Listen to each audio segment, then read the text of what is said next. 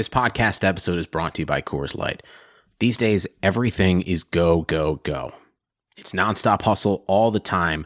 Work, friends, family expect you to be on 24/7. Well, sometimes you just need to reach for a Coors Light because it's made to chill. Coors Light is cold lagered, cold filtered, and cold packaged.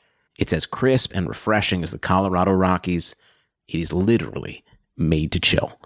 Coors Light is the one I choose when I need to unwind. So when you want to hit reset, reach for the beer that's made to chill.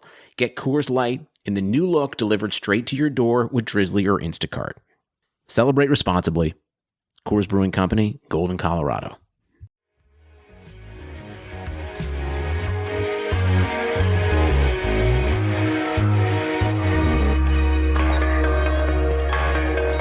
Hello everyone, you're listening to Clipping Karlsson. I'm your host Julien Paquette, and as always, I'm here to bring you the best from the last week across the Keeping Karlsson network.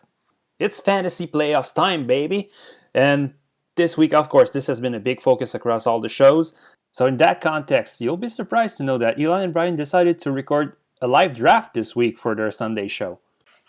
Don't worry though, it actually makes a lot of sense. They will only count points for the rest of the season. So the guys ended up mostly talking about players with great schedule the rest of the way. To spice things up a bit, they invited Jeremy, who is the Cacafull Fast Track winner this year. Basically a manager who collected the most points across all Cacafull division this year. They also needed to pick a player from all levels of percentage owned from Yahoo. So basically, they had to take a guy from the 0 to 5% owned, 6 to 10, all the way across to 96 to 100% owned. So, who was the first player picked? Okay, well, for my first pick, I'm going into the 46 to 50% rostered range, and I'm selecting Jason Robertson. Oh, yes. Dallas has a fantastic schedule. Not only do they play 8 games, they get Detroit in 4 of them, and Robertson is criminally underowned. He should be owned in just about every league with how good he spent the past couple months. Yeah, for sure. So I am disappointed because I had that 46 to 50 roster band also pretty high for the exact same reason that you did, that Jason Robertson really stands alone in that group of people who are 46 to 50% rostered. Now that he's in Boston, you knew that someone had to take a flyer on Taylor Hall, and that person was Jeremy. I like the change of scenery in Boston. He's actually playing with good players now. Not that Jack Eichel isn't a great player, but Eichel's been hurt for a while. And he also gets to play against Buffalo, I believe, 4 of his remaining 7 games. And so I really am hoping to pick on some of these weaker teams. Yeah, so 3 points in 4 Boston games for Taylor Hall so far, 11 shots in them. And I'm just checking out his ice time too, and I see it's low. Actually, it's like middle 6 minutes. But he did ascend to the top power play unit on Friday night. I didn't check. Elon, maybe you did. Yeah, I've got it open here. Okay. They've been trying different things, but it looks like for the majority of today's game where Boston beat up on the Capitals, it was power play with Taylor Hall not present. Bergeron, Marchand, Ritchie, Pasternak, and Mike Riley. But yeah, Hall is like not in the most amazing spot, but you can't argue with him actually scoring goals again like he used to. So it might be the kind of thing where he just maybe a little less pressure of being on the top line. The top power play is actually good for him. And maybe he gets to like focus on like one thing that maybe is underrated, right? Is he's playing against easier competition now, right? Like the other teams are needing to load up against the perfection line. And that leaves Taylor Hall to maybe play against slightly less good defensemen. So I don't know. For whatever reason, he's now got points in 3 straight. So I can't argue with a Taylor Hall pick for the Bruins, especially with all those games against Buffalo and Dustin Tokarski, who actually hasn't been like so terrible, to be fair. But you would have to think that Boston's going to be able to score some goals against Tokarski.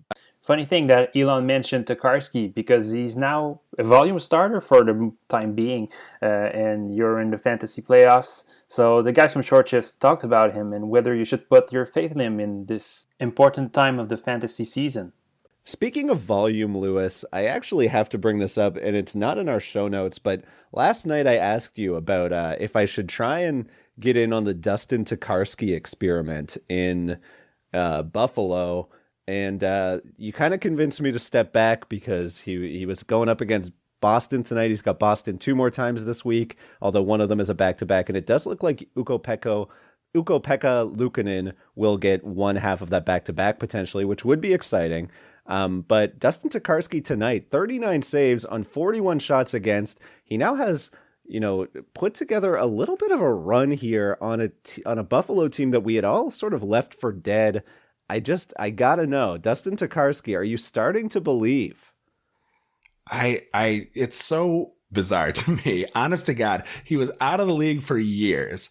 And it's a great story to have him come in and play as well as he has, to be able to lead this ragtag group of leftovers to some degree of success here. I'm impressed. Quality starts. I have to interject. 5 straight quality starts against playoff level opponents. So here's what I'll say, because I still feel like the Sabres are a fraud. Like, they are performing above what they really are capable of. I just feel like they can't actually be as good as they've been. But if you are in a league where you have saves as a category, or if you get nice points for saves and that kind of volume is useful for you, look, he's going to get starts. I think he can be useful if saves are valuable to you and you are willing to take a risk with your rates, because sooner or later he's going to have a bad game. He can't, for these 5 quality starts, I feel like a guy who was out of the league that long, it's shocking that he's done as well as he has. And I feel like he is riding a wave that is not going to continue forever. Yeah. I mean, no goalie is going to be good forever. There's many songs written about that, but you're trying to ride the wave because we're in a short, condensed season here. There's 8 days left or whatever, 10 days left. Why not Dustin Tokarski? Going back to this week's draft and staying with goalies, there was a nice discussion after Elon picked Jake Ettinger from the Dallas Stars, talking about a certain pattern emerging for the timeshare between him and Anton Hudobin. I know that it's very possible that Bonus will just decide to ride Hudobin, but like, Ettinger's played the last couple of games. He's got wins in those games. Dallas plays 8 times over the next couple of weeks, like we've discussed. So he should at least get in on a couple back-to-backs. And it seems like he's been potentially getting starts. Like, you remember what we talked about, right? You don't remember? I mean, we've had lots of conversations. We talked about how Dallas seemed to be going 3 or 4 starts back and forth between Hudobin and Ettinger. And we legit said, I can't remember if this was the Patron Cast or the last Sunday show, but I think it was the Patron Cast. Oh, okay. So, so on the Patron Cast, we floated this theory that looking at the way Dallas is starting, they're not going traditional 50-50, which is 1 game off, 1 game on between each goalie, or even 2 games off and on. They've been going 3 or 4 games off and on. We were saying if Ettinger was going to get 3 or 4 starts in a row this round, like if he got to the 3rd start, then it was confirmed that this is Dallas's strategy to give each of their goalies time to get rolling, like get a good string of games in, then take a seat, let the other one play out. So Elon, I would be surprised personally if Ettinger seems more than half of Dallas's remaining games. Yeah, I guess we'll see. The thing is, Brian, like you're saying, we said this. I remember like you said this on the show. I'm looking at the game log and I'm seeing just like a random blob of like, sometimes they're taking turns 2 at a time. Sometimes there's like 5 in a row for Ettinger. Sometimes there's 5 in a row for Hudobin. You're looking farther back. Yeah. I'm just saying the recent pattern that has emerged. By the way, I always credit hockeygoalies.org at the end of each show. This is what I use it for. They have this great visual showing like dates and goalie starts. And this is how I see the patterns. So that's fair. Okay, so since we've been talking about this draft so much, I'll just give you the standings so far as of Saturday morning. Jeremy's in the lead with 235 points. Elon follows with 230. And Brian, not so far behind at 221. Let's go back to fantasy playoffs talk. At this point of the season, you don't really have the luxury of waiting for a player to get out of a rut. So, do you go with the guy who has the best deployment? Or do you go with the one who's on fire and ride the wave until he comes back down to earth? We got a great example of this debate with the Florida Panthers this week, as discussed by Ben and Lewis from Short Shifts. Let's talk about the forwards next, though, because there were 2 marquee ads. I guess marquee in the NHL is very different from marquee ads in the NBA, for example, where you might see a superstar get traded. But in the NHL, Sam Bennett and Nikita Gusev are, 80% of what we ever get. But looking at the paper, you would think, all right, Nikita Gusev, line one, power play one, let's go. Just 2 points in 4 games so far. That game is still continuing, so that may be out of date. But from line two, power play two, Sam Bennett has been unbelievable. 5 points in 3 games since joining the Panthers, playing with Duclair and Huberdeau. Duclair also on a hot streak with 6 points in that stretch. Huberdeau also cleaning up, but I mean, when is Jonathan Huberdeau not cleaning up? So that one is, just that's as it goes, steady as it goes for Hubie. What do you make of this deal in Florida? Would you take Bennett above Gusev, even though he's not even on the top power play unit? So, a few things to mention here. First off, I think you asked sort of why is this happening a little bit. I think that this is, a chance for Duclair and for Bennett really to play with the best player they've ever had the opportunity to get on a line with. And obviously there's this instant chemistry, at least for the time being. I mean, Florida is playing great. The really one of the big surprises of the season, I think, after the offseason that they had, where people thought they gave away a fair amount of talent, and here they are at the top of their division, just crushing it. I guess I am of a mind where I usually would say it's the guy with the deployment, right? Take the line one, power play one guy. That's who you want to have. But we've talked about, how the season shrinks, as you look towards the end of it here. And I think you want to stick with the hot hand. Bennett has obviously found something that really works between himself and Duclair and Huberdeau. And I think for the next couple weeks here, as the fantasy playoffs wrap up, I would guess that Bennett is going to score more. Stick with the guy who's really performing. He seems to be enjoying his time since his trade. Gusev, is a guy who has been a bit of an enigma.